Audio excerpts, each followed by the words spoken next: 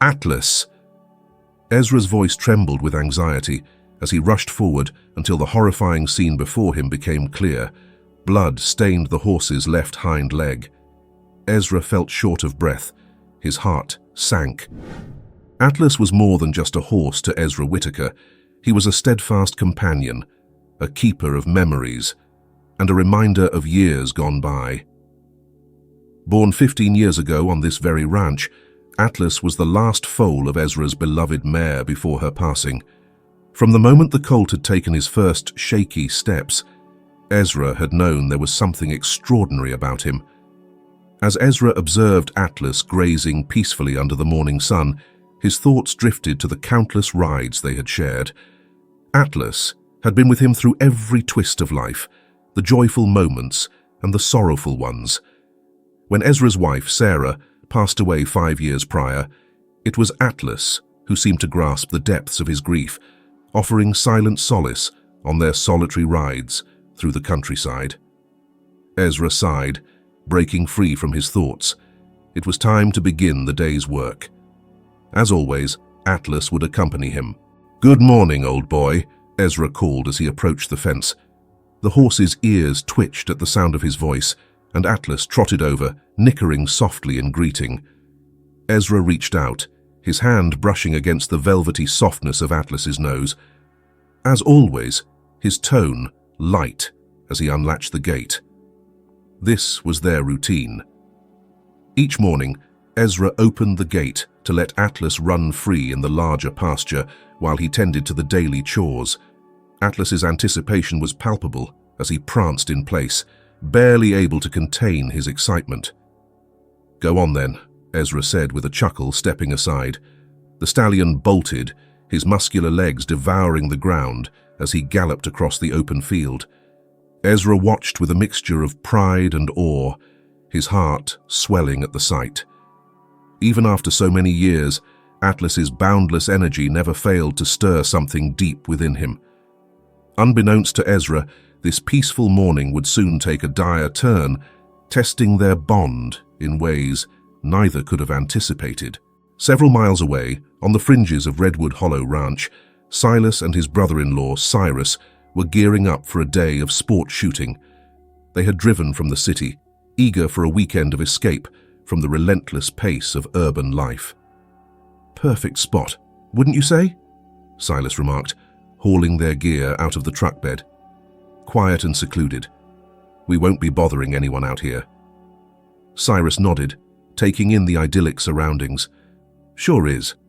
Kind of reminds me of when we'd visit Grandpa's farm as kids."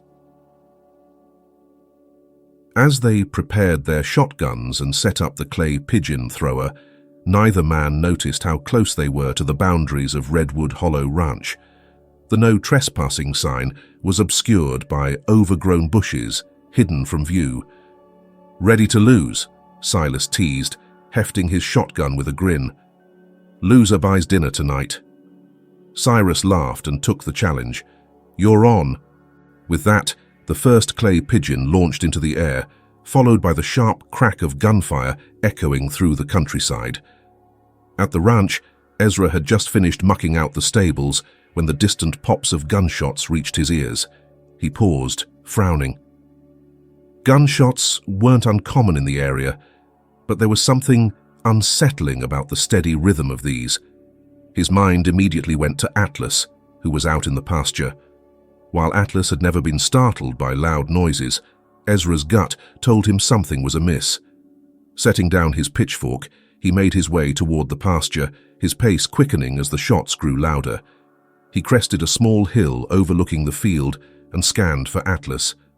The stallion was nowhere in sight, an unusual occurrence since he rarely ventured far from the ranch buildings.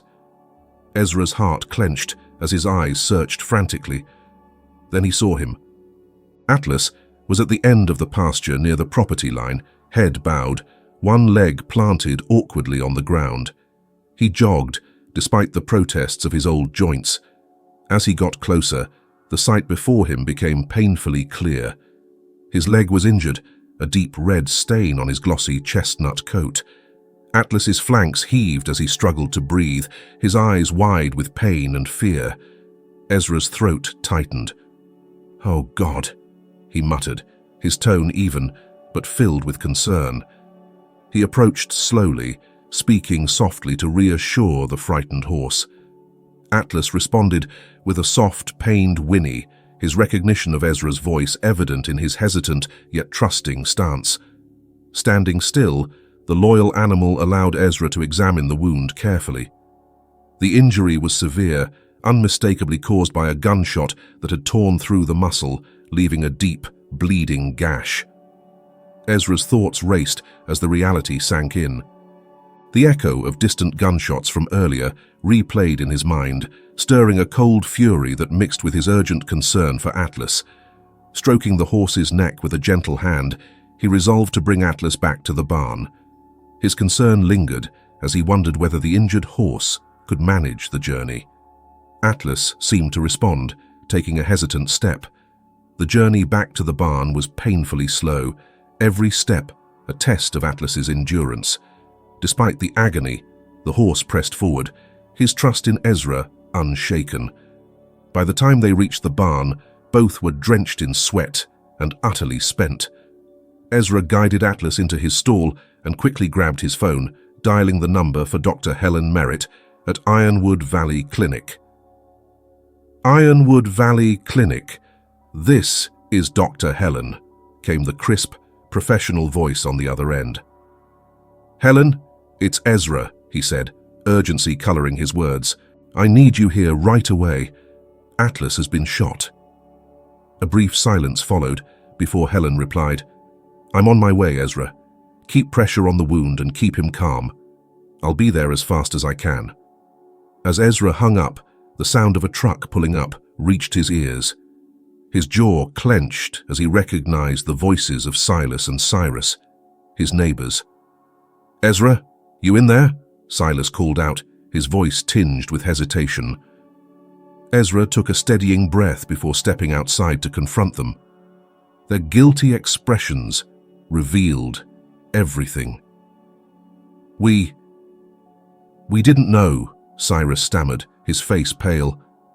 "We were just out for some target practice and you didn't think to check where you were shooting," Ezra snapped, his usual composure cracking under the weight of his worry and anger.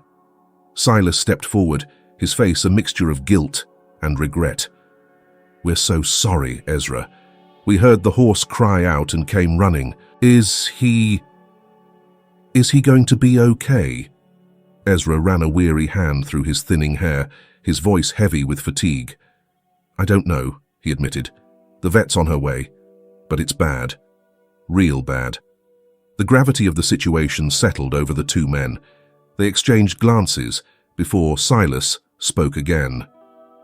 "Whatever it costs, Ezra, we'll cover it, and if there's anything else we can do..."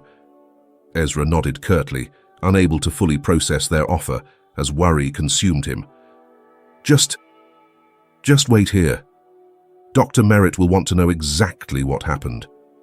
Without another word, he turned and returned to the barn, leaving Silas and Cyrus waiting uneasily outside. Dr. Helen Merritt arrived in record time, her truck kicking up dust as it pulled into the yard. With her medical bag in hand, she strode into the barn, her sharp eyes immediately assessing Atlas's condition. "Oh, Atlas," she murmured, approaching the injured horse. Atlas let out a weak whinny, recognizing the vet who had cared for him since he was a foal. Helen worked quickly and efficiently, cleaning the wound, administering pain medication, and taking x-rays with her portable machine. Ezra hovered nearby, his face lined with worry. Finally, Helen straightened and turned to him, her expression somber. "The bullets caused serious damage, Ezra. The bone is fractured, and the muscle tissue is heavily torn." Ezra's heart sank. "But you can fix it, right? He'll be okay." Helen hesitated, choosing her words carefully. "I can treat the wound and set the bone. But for a horse, an injury like this, it would be a miracle if he could walk normally again, let alone run." The words struck Ezra like a blow, stealing his breath. He leaned against the stall, struggling to process the weight of her prognosis. Yet, As his gaze fell on Atlas, his resolve hardened. "Do whatever it takes," he said firmly. "Atlas is family, and you don't give up on family." With the decision made, Helen got to work. She cleaned the wound meticulously, set the fractured bone, and sutured the torn muscle with precision. Antibiotics were administered to ward off infection, and she handed Ezra a detailed list of medications and care instructions. Before leaving, she rested a hand on Ezra's shoulder. "You did well, Ezra. He's stable for now. But remember, this is just the beginning. The real battle starts here." Ezra nodded, his focus unwavering as his eyes stayed fixed on Atlas. "Thank you, Helen, for everything."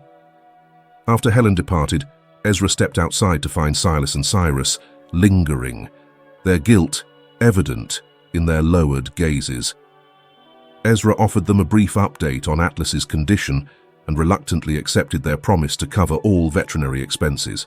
Despite their sincerity, he couldn't yet absolve them of blame, not while Atlas's future hung in the balance. As darkness settled over Redwood Hollow Ranch, Ezra pulled up a chair beside Atlas's stall, prepared for a sleepless vigil. He reached out, gently brushing the horse's nose. "It's just you and me, old friend," he murmured. "We've faced worse before, and we'll get through this too. I promise." Atlas responded with a soft nicker, a sound that to Ezra was as good as a vow. The days that followed tested Ezra in ways he'd never imagined. Atlas's recovery was painstakingly slow, riddled with setbacks. His spirited nature made confinement difficult, leading to moments where he attempted to stand or move prematurely, reopening his wounds. Each instance pierced Ezra's heart anew as he saw the frustration in Atlas's eyes, the confusion over why his body no longer obeyed. In those moments, Helen's words about quality of life echoed in Ezra's mind, planting seeds of doubt he worked tirelessly to suppress. Yet, amidst the despair, there were flickers of hope. 2 weeks after the accident, Ezra entered the barn to find Atlas standing on all 4 legs for the first time. Though his injured leg trembled with strain and he could hold the position only briefly, the sight felt nothing short of miraculous. "That's it, boy," Ezra encouraged, his voice thick with emotion. "One day at a time. You've got this." As weeks turned into months, a steady rhythm took shape. Each morning, Ezra cleaned the wound, changed bandages, and administered medications. He guided Atlas through gentle exercises designed to rebuild strength without overburdening his fragile leg. Afternoons were spent in the stall, where Ezra read aloud from worn Western novels, the cadence of his voice soothing to them both. At night, he indulged in what he called pep talks, sharing memories, dreams, and fears. In the solitude of the barn, Ezra sometimes allowed himself to weep, the weight of his worries spilling out in silent tears. Through it all, Atlas displayed a patience that astounded Ezra. The once spirited stallion now stood stoically for treatments, approached exercises with diligence, and seemed to draw comfort from Ezra's presence as much as Ezra drew from his. By the time summer gave way to fall, Atlas's progress was undeniable. He could stand longer, even taking tentative steps around his stall. During one of her visits, Helen watched these strides with cautious optimism. "He's defying expectations, Ezra," she admitted, "but it's still a long road ahead." Ezra nodded, his gaze never wavering from Atlas.